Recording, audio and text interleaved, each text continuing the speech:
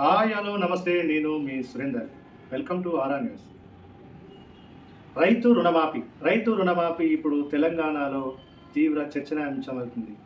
రైతు రుణమాఫీ చేస్తామని చెప్పి ఎన్నికల మేనిఫెస్టోలో పెట్టిన కాంగ్రెస్ ఆ పార్టీ అధికారంలోకి రాగానే దాన్ని అమలు చేసేందుకు ప్రణాళికలు రచించి 3 విడతల్లో రుణమాఫీ చేసే విధంగా ముందుకు సాగుతుంది.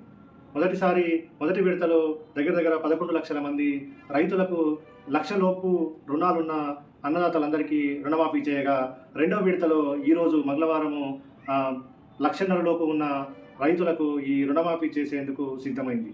ఆల్రెడీ ఈరోజు ఈ రెండో విడత కూడా విడుదల చేయడంతో ఇంకా మూడో విడతలో 1,50,000 నుంచి 2,00,000 లోపు, అంటే ఆగస్టు 15 లోపు చేసే అవకాశాలు ఉన్నట్లు అది గతంలోనే సీఎం రేవంత్ రెడ్డి గారు ప్రకటించడం జరిగింది. కాబట్టి ఆగస్టు 15 లోపు ఎట్లానైనా మేము రుణాలు మాఫీ చేస్తామని చెప్పి మొదటి నుంచి ఈ లోక్సభ ఎన్నికల ప్రచారంలో కూడా ముఖ్యమంత్రి గారు ప్రచారంలో భాగంగా చెప్పడం జరిగింది. ఈ ఈ క్షమం ఈ తరుణంలో గత మాజీ మంత్రి బీఆర్ఎస్ నేత హరీష్ రావు కూడా దీనిపై సవాలు విసరడం జరిగింది. దమ్ముంటే ఆగస్టు లోపు రుణాలు మాఫీ చేయండి, మీరు రుణాలు మాఫీ చేయగలిగితే 2 లక్షల రుణాలు మీరు ఏకదమ్న మాఫీ చేయగలిగితే చేస్తే నేను నా ఎమ్మెల్యే పదవికి నేను రాజీనామా చేస్తా అని చెప్పి కూడా ఆయన సవాలు విసరడం జరిగింది. దానిపైన సీఎం రేవంత్ రెడ్డి గారు కూడా ఆ సవాల్ను స్వీకరించి ఖచ్చితంగా మీరు రాజీనామాకు సిద్ధంగా ఉండండి, ఆగస్టు 15 లోపు మేము 2 లక్షల రుణాలను మాఫీ చేస్తామని చెప్పేసి ప్రతి సవాలు విసరడం జరిగింది. అయితే దీనిపైన అప్పుడు చాలా చర్చ జరిగినప్పటికీ ఇప్పుడు అందుకు అనుగుణంగానే కాంగ్రెస్ పార్టీ ప్రభుత్వం వచ్చిన తర్వాత ప్రభుత్వము ఇప్పుడు మంచి స్పీడప్తోని ఈ రుణమాఫీ చేసేందుకు ముందుకు సాగుతుంది. అయితే ఇప్పటికే 1,50,000 లోపు కూడా రుణాలు మాఫీ చేయడంతో ఇక మిగిలింది ఇంకా 2 లక్షల లోపు రుణాలు అని అంటే అది ఈ 15-20 రోజుల్లో కూడా పూర్తి చేసే అవకాశాలు కనిపిస్తున్నాయి. అయితే తొలి విడతలో 11 లక్షల మందికి లక్షలోపు రుణాలున్న అన్నదాతలందరికీ మాఫీ చేయగా, ఇప్పుడు ఈరోజు 1,50,000 లోపు ఉన్న 6 లక్షల మందికి ఈ దగ్గర దాదాపు 7,000 కోట్ల రూపాయలను ఈ బడ్జెట్ రిలీజ్ చేయడం జరిగింది. సో ఈ 7,000 కోట్లతో ఈ 6 లక్షల మందికి 1,50,000 లోపు ఉన్న ప్రతి ఒక్క ఈ రైతుకి ఈ రుణమాఫీ అవుతుంది. అయితే ఇంకా మిగతా రిమైనింగ్ ఏదైతే ఉన్నదో 2 లక్షల లోపు అనే కొంతమంది రైతులు ఎవరైతే ఉన్నారో వాళ్లకు ఈ ఆగస్టు 15 లోపు చేస్తామని చెప్పి మాట ప్రకారము సీఎం ఏదైతే హామీ ఇచ్చారో అది చేసే అవకాశాలు ఉన్నాయి. ఇంకా కొంత సమయమే ఉన్నప్పటికీ ఈలోపు సీఎం ఫారెన్ వెళ్ళే అంటే విదేశాలకు వెళ్ళే అవకాశాలు కూడా ఉన్నట్లు తెలుస్తుంది. ఈ 10 రోజులు ఆయన బయటికి వెళ్ళినప్పుడు అది సాధ్యమవుతుందా, లేదంటే వచ్చిన తర్వాత 1-2 రోజులు ఆలస్యమైనా సరే వీటిని చేస్తారా అనేది మనకు ఇంకా తెలియాల్సి ఉంది.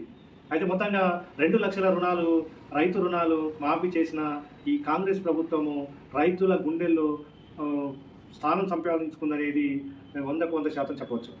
అయితే ఈ రుణాలతోని రాష్ట్ర పరిస్థితులకు ఇది కరెక్ట్ కాకపోయినా కానీ ప్రభుత్వము వీళ్ళు ఏదైతే 6 గ్యారంటీలు అని ముందే ప్రకటించారో 6 గ్యారంటీల్లో భాగంగా ఈ 2 లక్షల రుణమాఫీలు అనేది తీసుకురావడం జరిగింది. సో ఈ 2 లక్షల రుణాలు తీసుకురావడం ద్వారా ఇప్పుడు రుణాలను మాఫీ చేస్తే మాకు ప్రజల్లో ఆదరణ ఉంటుందని ఈ ప్రభుత్వము ఆలోచించినట్టుగా మేధావులు చెబుతున్నారు.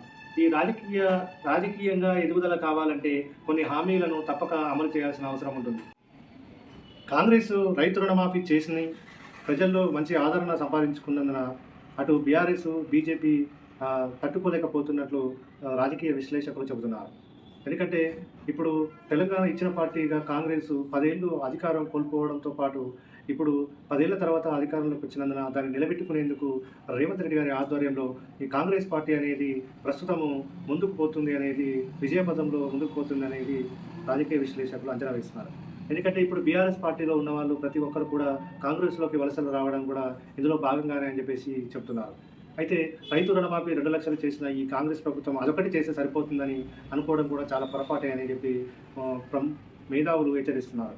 ఎందుకంటే ప్రజా సంక్షేమం కోసం అవసరమైతే ఏ కార్యక్రమాలైనా ముందుకు తీసుకెళ్లాలి తప్ప కేవలం ఒక అన్నదాతల మీద ఉన్న ప్రేమను ఆ తర్వాత వాళ్ళ రుణమాఫీ చేయడం ద్వారా పార్టీ పుంజుకుంటుంది అనడంలో అనుమానము ఉండే అవకాశం ఉందని చెప్పేసి అంటున్నారు.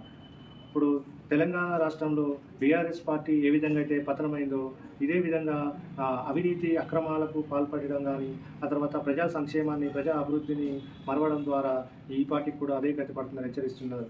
ఒకవైపు ఈ 6 గ్యారెంటీలను ప్రతి ఒక్కదానిని కూడా అమలు చేస్తే ఇంకా కూడా కాంగ్రెస్ పార్టీ ప్రజల్లో ఆదరణ పుంజుకునే అవకాశం ఉందని చెప్పేసి రాజకీయ విశ్లేషకులు సూచిస్తున్నారు.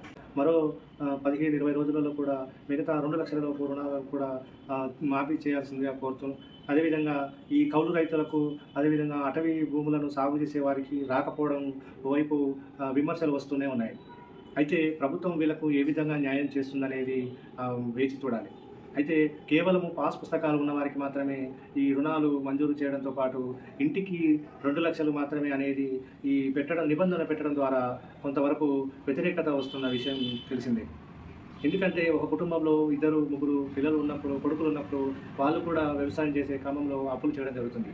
తండ్రి నుంచి ఆ కుటుంబం నుంచి విడిపోయి కూడా వ్యవసాయం చేసుకునే వారికి ఈ నిబంధనలు అనేది వారికి అన్యాయం జరుగుతుందని వాదన ఉంది.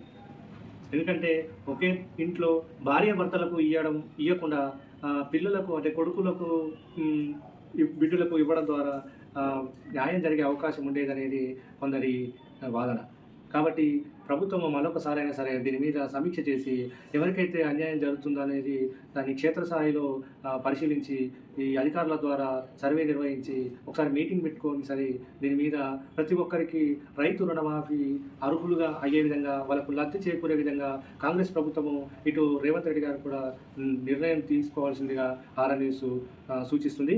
ఈ వీడియో నచ్చితే లైక్ చేయండి, షేర్ చేయండి. ఈ రైతు రుణమాఫీ ద్వారా తెలంగాణ రాష్ట్రానికి మంచా చెడా? ఇది అప్పు అవుతుందని మీరు భావిస్తున్నారా, లేదంటే పేద రైతులకు న్యాయం జరుగుతుందని మీరు అనుకుంటున్నారా? సో దీంట్లో మీ అభిప్రాయం ఏంటో కింద కమెంట్ రూపంలో తెలియజేయండి. ఈ వీడియో ద్వారా మీకు ఏదైనా మంచి అనిపిస్తే ఈ వీడియోని 10 మందికి షేర్ చేయండి. మీ ఫ్రెండ్స్ మరియు మీ బంధువులను వీడియోని లైక్ చేయమని చెప్పండి. అదేవిధంగా మా ఆర్ఆర్ న్యూస్ ఛానల్ను సబ్స్క్రైబ్ చేసుకోండి, సబ్స్క్రైబ్ చేయించండి. మీరు సబ్స్క్రైబ్ చేసుకోవడం ద్వారా, మా వీడియోని లైక్ కొట్టడం ద్వారా ఈ ఛానల్లో మరిన్ని వీడియోలు చేసేందుకు మీరు అవకాశం ఇచ్చిన వాళ్ళుగా అవుతారు. మా ఆర్ఆర్ న్యూస్ వెబ్సైట్ను ఎప్పటికప్పుడు ఫాలో అవ్వండి. మా ఆర్ఆర్ న్యూస్ ఈ పేపర్ని కూడా చూస్తూ ఉండండి. Thank you very much. నమస్తే.